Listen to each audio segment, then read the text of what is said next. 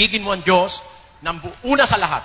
Buong puso mo, buong kaluluwa mo, buong pag-iisip mo. Merong mga tao, masyado silang masikap sa buhay.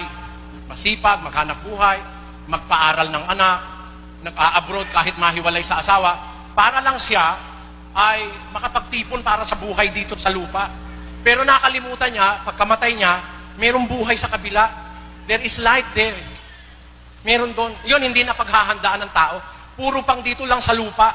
Kaya nga ang sabi ni Kristo dun sa Lucas 21:34, datapwat, mag-ingat kayo sa inyong sarili. Sabi ni Kristo, mag-ingat kayo sa inyong sarili.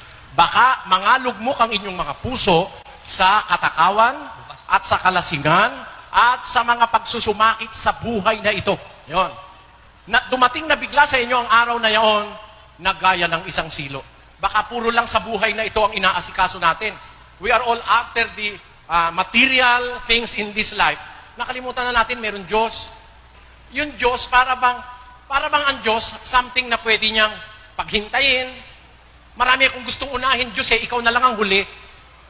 Kaya lang makikilala, aalalahanin ng Diyos, pag may sakit na, masakit na dibdib, hindi na makahinga, may sakit na sa puso, dun lang